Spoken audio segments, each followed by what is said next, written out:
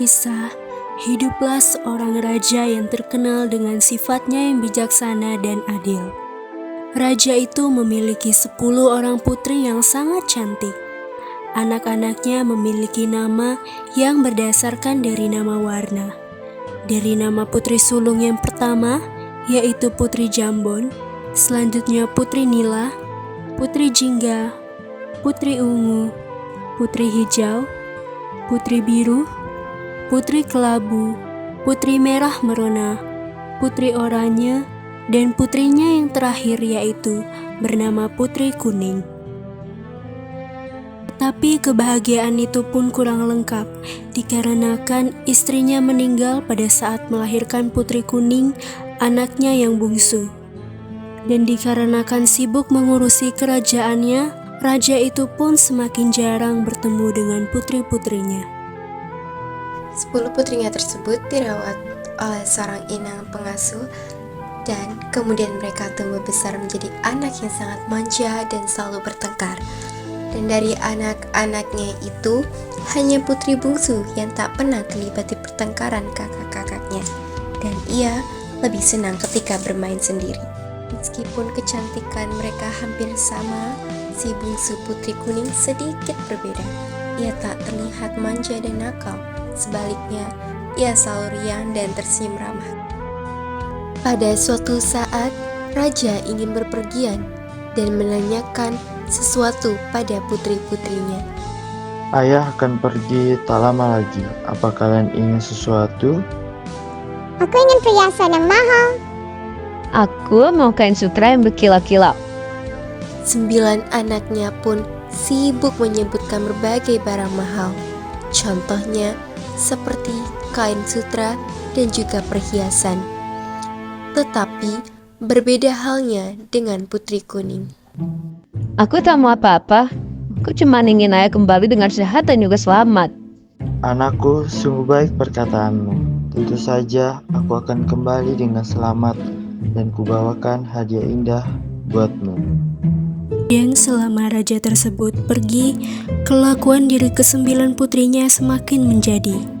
Mereka hanya bersenang-senang dan kemudian menyuruh para pelayannya dengan seenaknya saja. Sedangkan Putri Kuning sangat sedih ketika melihat taman di lokasi kesayangan ayahnya menjadi kotor, dikarenakan para pelayan sibuk untuk mengurusi kakak-kakaknya tersebut dan tak sempat membersihkan taman istana. Ia kemudian membersihkan taman tersebut, dan ketika melihat itu, kedua kakak perempuannya enggan membantu, tetapi mereka mengejeknya dengan mengatai Putri Kuning dengan sebutan pelayan baru. Dan bahkan mereka pun tak segan untuk melempari Putri Kuning dengan sampah dan mengotori tempat itu kembali, sehingga membuat Putri Kuning harus membersihkannya kembali. Lihat, tampaknya kita punya pelayan baru. Hai pelayan, masih ada kotoran nih. Kali ini sungguh keterlaluan. Mestinya ya tak perlu membawakan apa-apa untuk kalian. Misalnya hanya mengganggu saja. Sudah aku bosen. Kita mandi di danau saja. Keesokan harinya, sang raja tiba di istana. Ketika itu ia melihat ke-9 putrinya masih bermain di danau, sementara Putri Kuning sedang merangkai bunga di teras istana. Mengetahui hal itu, raja menjadi sangat sedih. Anakku yang rajin dan baik budi.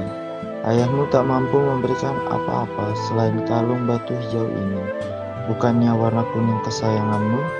Sudahlah ya, tak apa. Batu hijau pun cantik. Lihat, serasi benar dengan bajuku yang berwarna kuning. Yang penting, ayah sudah kembali.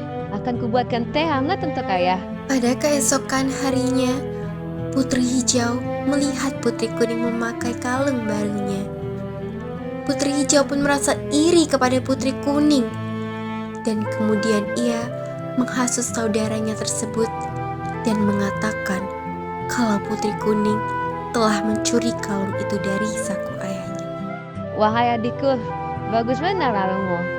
Seharusnya kalung itu menjadi milikku, karena aku adalah Putri Hijau. Ayah memberikannya padaku, bukan kepadamu.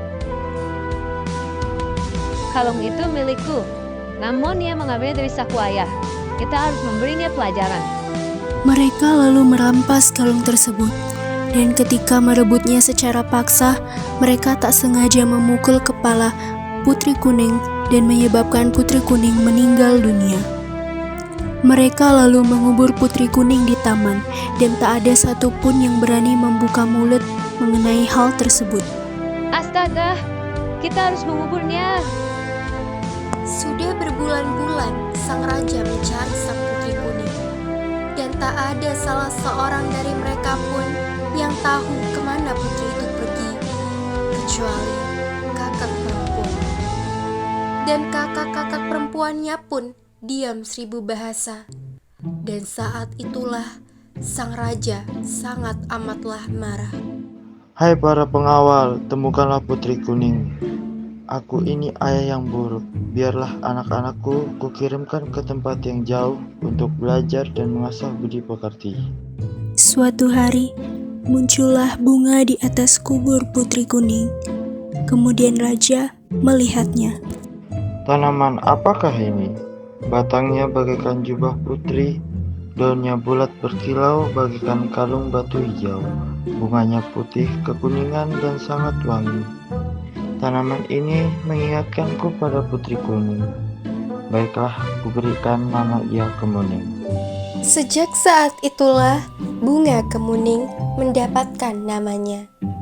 Bahkan bunga-bunga kemuning bisa dimanfaatkan untuk mengharumkan rambut. Setelah mati pun, sang Putri Kuning masih bisa memberikan manfaat dan kebaikan bagi banyak orang di sekitarnya.